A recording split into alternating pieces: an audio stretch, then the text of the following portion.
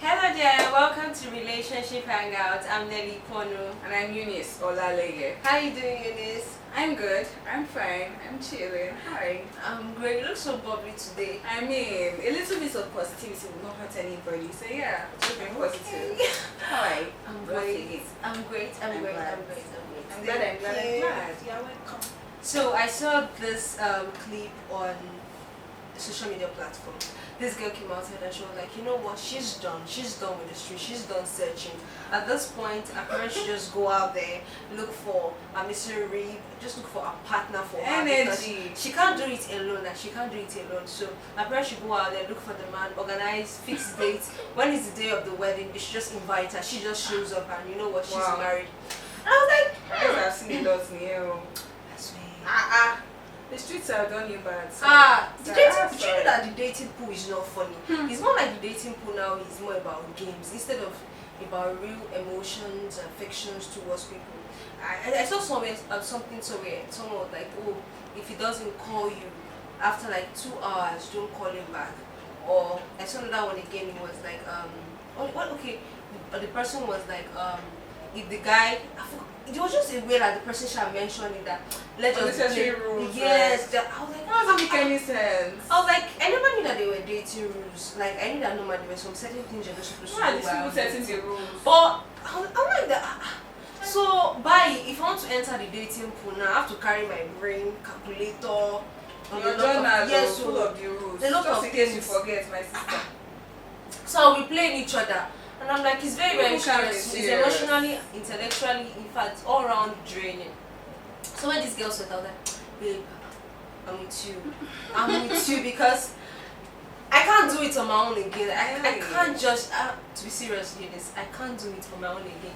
Whoever that it is, just help me and find my misery. Listen, now whoever it is, no be your guardian or your parents, very preferred person. My neighbor can help me and find Okay, It now depends if I'm interested in person Now or not. And what she said, what went to my mind was arranged marriage, because she remembered that the old Nollywood movies really portrayed arranged marriage, how people, maybe a city guy, because that's really narrative. One city guy like that, he has hustle. He has not seen any girl, goes to the village, looks for this girl, then they're married already.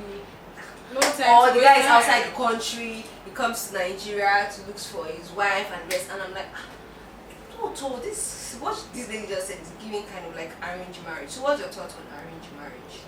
Well, like you said, arranged marriage, someone helps you to find somebody and connects you guys together. So pretty much arranged marriage is just done by maybe guardians, parents, or people that just identify that, okay, there's somebody in our house that is single that needs to be paired up. Yeah. So let's pair this person up. Then they find someone with the same intention, then they come together and collaborate, because what is life without collaboration? It's collaboration. Yes, collaborate, please. And yeah, so that's what I pretty much think it is. But most times people do arrange marriage for stability. In the past, if you heard people who have been married, I don't blame them. stability is very important. Very, very important. Yes. I mean, we hear stories of people who are in their 90s or in their 80s that have been married for 40 years or even more or less. Tell you that, one day I was 19 or 20. I came back home, I saw a young man that is working already, and they introduced him to me as my husband, and I followed him, and now we are 40 years strong or less or even more, right? And you will notice that these people, their families did it for stability, primarily for stability. They did it because of the values that they've noticed. Because family in the past, correct families will not just give out the hand of their daughters in marriage, or correct families will not just allow their sons to marry into a family, except they've done a background check. I don't know how they used to do it, but there are background checks in the past. As you sorry to cut you short, Yeah. just mentioned something about background check. Someone was giving me a story that when her brother wanted to marry someone else, that could you believe what her brother's wife's family did? What they did was like the travel. It's more like town difference. So they traveled to the guy's town. Yeah. They didn't inform him that I'm going to go and check his background to know where he's from. When they went to the town, the parents have never been to that town. When they got there, they were like, oh, I'm looking for so family. They went to the family, they described the family compound to them. When they went there, they were like, I use so and so father, and they're like, yeah, so they're like, okay, I'm the one that your daughter want to marry my son, like that. And they're like trying to asking them questions, and I'm like, that's that's beautiful. I really do. Like they didn't even inform the guy. So in case maybe you want to hide some things or you want to lie, or maybe your parents have banished you already, or they've disowned you already. This one you cannot even like. This one they went home. They even asked. I don't know, as parents sometimes you want to like defend your child, but if your child is bad, and you know that maybe. Let me not lie for you, you're a good father, for you to come all the way from wherever you came from, just ask about you. Exactly, do you get? Let me not deceive you. But, and what I've heard about that, like, it's intentionality and how they want to be sure that their daughter gets married to a very good family. Because I've raised my daughter in a very good way, so I don't want someone else to come and destabilize her and give her pains and torments and the rest. Right? Yes. So when I heard that, I'm like, that's good. It makes sense. You have to do background checks. You see people going as far as asking a distant cousin, a neighbor. They even go as far as checking your former neighbor. What were they like when they were living with you? What was the behavior like? What was the pattern like? So for stability primarily, values are also very important. Okay, what kind of values does this person have? Is this person of the same faith with me? What are the primary values that this person believes in? Is this person correct? Is there madness in their family? They want to know every single thing, right? So in the past, they used to do their due diligence, so they don't like just hand over the children blindly. Of course, that's for correct parents. We've also heard of stories of parents just trading their children for primary enjoyment, money, or just primary comfort, right? But at the core of arranged marriages, stability is usually one of those things. Family harmony too. They don't want families to be separated, so let's marry our daughter into a family, let's marry our son into a family, so that the collaboration will be very solid. So that's what I think arranged marriages really are for, right? Stability and a few other things. Yes. And I also saw somewhere on non-social media platforms, someone said that arranged marriages are marriages that there is no love, and there is no love, and it's quick to dissolve. And I'm like, I don't like, believe even the one that you yourself you go there, go market, go find. Waiting. If you want last, it go last. If the two of you don't have the maturity, the sense, and the rest to hold a marriage together, it will not still last though. So for me, it's the both parties that are involved that matters the most. I know that a lot of times for arranged marriage, let me not say a lot of times, for arranged marriage there is this expectation already that there's this expectation already that okay, well, this person brought this person to me, so by all means it must work. Even when it's not working, even when you find out that you know what, you guys' differences are just too much for you to move together in one direction. So to me, I would say it's both parties. Arrange. What is it? Go scatter, last. Yes, no. So it's both parties that is more important, because these are the two people doing the marriage institution. It's neither your parents, it's neither the boy's parents, neither the other person, or even your neighbor that brought you guys together. It's the both parties that were introduced into the institutions that are going to work it out for themselves. But you don't. Sorry, I still don't believe that marriages scatter quickly. What on the street? It was something I saw on social. When the person said that, like, I don't believe it, because what on the street says that divorce rates are lower when it's arranged marriage, as opposed to when it is a love marriage. Because arranged marriage, when you mentioned expectations, I said yes, expectations. Because arranged marriage, you know that they've arranged this marriage. You've set expectations straight from the beginning. You already have an idea of sense of responsibility. And I think it also creates the space for accountability here. Exactly. There's accountability. You're accountable to the people that brought you guys together. Yes. So if the person messes up, you know that you don't have to button it up or try to sweep things under the carpet, whereby things will now blow up and ruin the relationship. There's someone you can always report them to. This person I introduced me to, this is what they are doing. And if you're also at fault, they'll call you to order. If it's at fault, they'll try to help you to understand ways to handle it with wisdom, and of course maybe call the person to order too. But expectations, you're entering it with a sense of responsibility, a sense of duty, a sense of, as opposed to, oh, I love this person a lot, I just want to enter the relationship. Then you enter, that's why they usually say you should date intelligently, right? As opposed to dating blindly. Because when you are blinded with love, you don't address expectations the way you should address them. In fact, you start to tiptoe because you're like, I love this person so much to tell them things. But that's not what love is. Love is willing the good of the other person, whether you have flaws that are visible or non visible. You guys are just willing each other's good, and that includes telling yourselves the truth when you guys falter, telling yourselves the truth, trying to not be scared to ask questions. Before we marry, let us know, are you correct upstairs or you're not correct upstairs? Trying to analyze their values. But arranged marriage, you're entering with a sense of responsibility. You're entering with a sense of expectation already. So it's not as if, oh, there are butterflies in my belly that are pushing me to enter the marriage. You're entering the marriage with some expectations set straight, right? So that's why the word on the street is divorce rates are lower when they are arranged marriages as opposed to when it's a love marriage. You know, with what you just said, I mean, I've always been on social media space looking for what's not looking for me. But I stumbled still on love. Someone said something, he asked a question, it was like, love, like, okay, can love really hold a relationship? And the lady asked the question, so like, is it love in action or love in emotions? Because there are two different things. There's love in action, there's love in emotions. When you talk about love in emotions, oh my gosh, I just love you, there's this butterfly, you're obsessed, you're this, you're that. One fuck up like this, one person just did something like, no, I never knew you like this or this. I'm not saying that as humans, we always have character flaw. We always have character. Even the person I think is just the nicest, perfect gentleman, the person always have the character flaw. She gets it to him. So the person was like, but when you say love in action, like, I have to demonstrate. I'm not just showing you love just through emotions and words. It comes with action. I learn to forgive you. I learn to correct you. Yes. I learn to be there when you're down. I learn to be there when you need me the most. And I'm like, I need to communicate your faults to you with grace. Yes. But when the lady said that, I'm like, you see this love thing, it's very, very deep. It's very, very, very deep. That's why when you've heard all this mommy say that, I just say love is blind, marriage is an eye opener. I'm like, if you marry with just only love, you're gonna enter Porta. You'll be like, I didn't know that she was like this. I didn't know that it was like that. This. And I think people have a nuanced idea of what love is. We just think it's subject to the butterflies in our belly, subject to how we feel about someone, forgetting that emotions and feelings are fickle. You can't bank on them. Is it this minute that in one day, do you know how many emotions you feel in one day? You are happy this minute, you are sad this minute, you are overjoyed this minute, you are excited this minute, you are not excited this minute, you are angry this minute.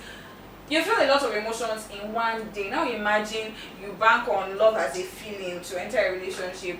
You're going to see what your eye is not supposed to see, and when your eyes eventually see what your eyes do not see, you might not survive it, and maybe you survive it last. But I think people have a nuanced idea of what love is. They just subject it to, what I feel.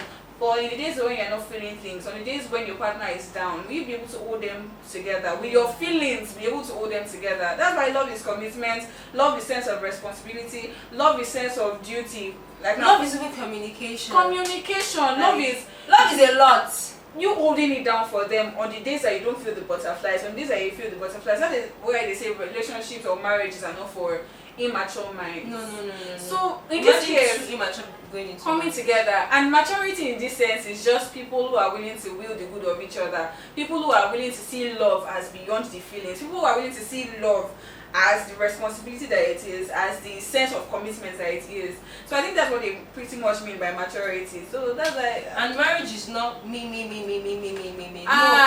this time around you have a partner and you're going to have kids. So you can't be the center of everything. In fact, you have to consider other people. A lot need to consider when it comes to marriage. Even the home you are getting into, you have to also consider it. So, arranged marriage, only you go to the market space to look for your partner. Missing ring, missing hat.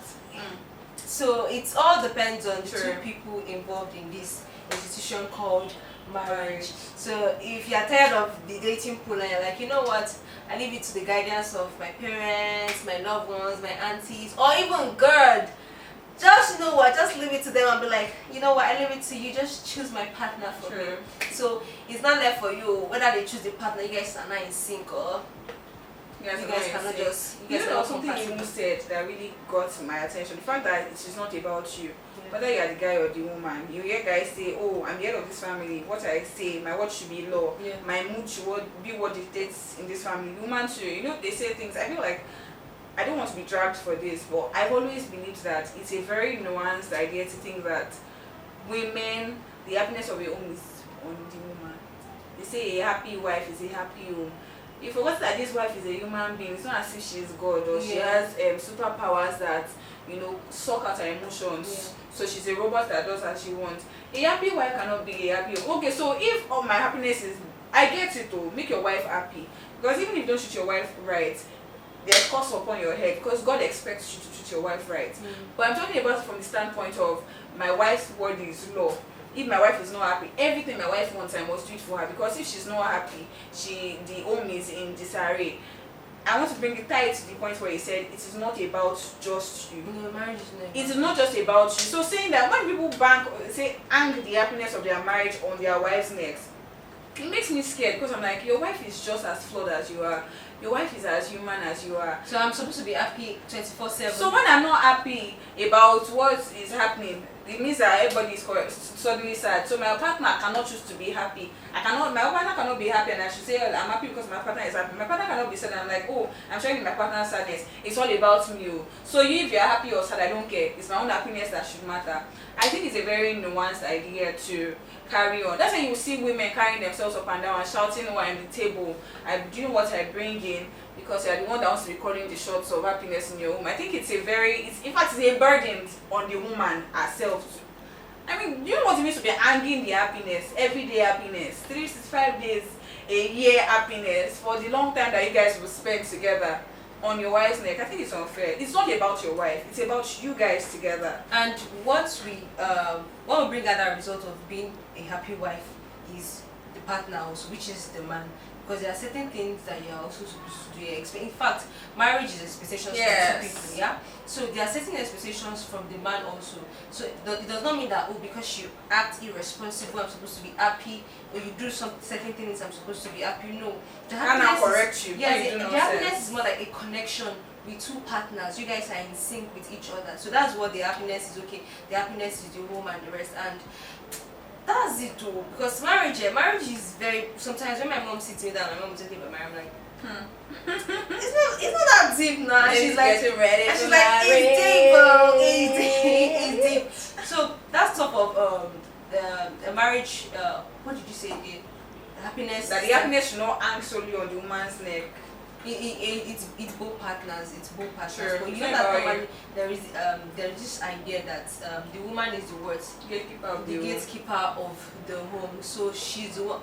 Even that gatekeeper of the home is not like the woman. Not even the man is the gatekeeper of the home. Please, I don't want to. Don't change those. Don't vex. It's not like the woman that is the gatekeeper of the home, because if one partner fuck up, there's no gate to be keeping again. Partnership is very important.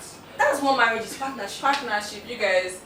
That's the other word for marriage. Partnership. You guys are working hand in hand to make sure that this works. This doesn't fall apart.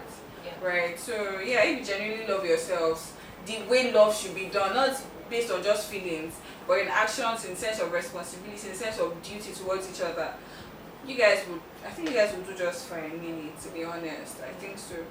So, ladies and girls trying to say that arranged marriage, it's not a bad idea, actually. The one that you choose by yourself. Nelly, which one do you want? Arranged marriage or love marriage? I already said it already. Arranged marriage. I've done my best already, and I've seen the best of my results. So I leave it to God. You know, arranging, connect. You know that people that probably didn't enter the street at all, the first contact they had with love was arranged marriage. That was not irrational. Do you know it's not only people that they should send away from street, because some people, no matter how much you send away from street, they'll still go back to street because they believe that their way must prevail. What? I've done my way. It didn't work. It's the way of the Lord. I'm done with that. Nelly, but please, when you are trying to arrange marriage for Nelly, remember the key point. Billions. Before I want to do arrange marriage without money. What's that? What's not arranging there? We are not arranging. Yes, I'm going together.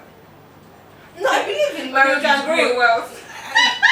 Thank you that you corrected it. I knew that. That's what you were going to say. I grow in wealth. You know, if you're a millionaire when I met you, oh my God, you're gonna be a billionaire. If you're a billionaire, a trillionaire. If there's another one higher than trillionaire, you will top it. Nelly with the favor. Favor market everywhere. Anyway, think of Nelly, think of favor. Okay. Okay, that's it, guys, for this week's episode on Relationship Hangout. And if you stay tuned without subscribing to our YouTube channel, please and please and please, you are wrong. I'm saying this very nice. Like I'm begging you that please and please and please. So make sure you subscribe to our YouTube channel so whenever we drop a new video, you don't miss out on it.